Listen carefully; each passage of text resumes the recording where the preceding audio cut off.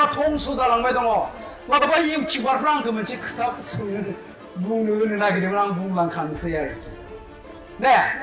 गोबां इउटिउबार दंसै जोंनियाव क्लास 8 आव फरायनाय गथ'आबो इउटिउब चेनेल दंसै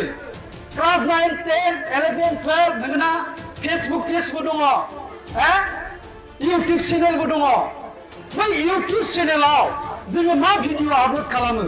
फेसबुक नोंनि फेसबुक एकाउन्टआव जों मा फट' आपल'ड खालामो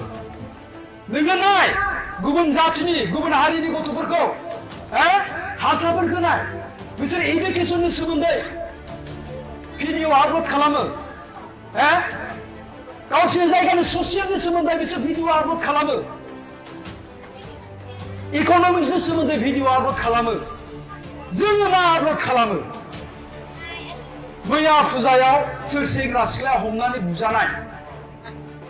बे भिडिअखौ लानानै आपल'ड खालामो सोर सिख्लायानो माबायदि फट' भाइराल जादों बै फट'खौ कालेक्सन खालामनानै इउटिउबाव आगारनानै बिराद गिदिर गिदिर कमेन्ट होयो बिसोर माने बर' जाथिनि थाखाय कमेन्ट होयो बर' जाथिखौ माने फोसाबनो नागिरदों माबोरै बिदिजों हायो बे दायथ'आ नोंनि बे खामानिया नोंनि क्लास 9 आव फरायनाय 10 आव फरायनाय गथ'फोरनि बिबान नामा नङा बेजों जोङो समाजखौ फोसाबनो हायाखै बरन्स बियो बेबायदि क्राइमखौ बारा खालामदों आरोखि दा ओंखायनो आङो बिथांमोनखौबो खावलायगोन दिनै जोङो बिनि सोलाय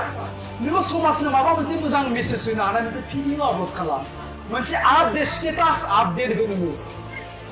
बेजों जोङो सोरबा सासेखौबाबो हयथ' मोजां खालामनो हागौ सोरबा सासेखौबाबो हयथ' जोङो मोनसे खामानियाव थुलुंगा होनो हागौ खिन्थु जोङो बै सोरबा हिनजाव खावनानै हमजानाय सोरबा हिनजाव लांखारनायनि हमजानाय बेफोर भिडिअखौ आपल'ड खालामनानै बिनिफ्राय जोङो जाति हिसाबै जेबो लाब जाया आरो नोंहाबो जेबो लाब जाया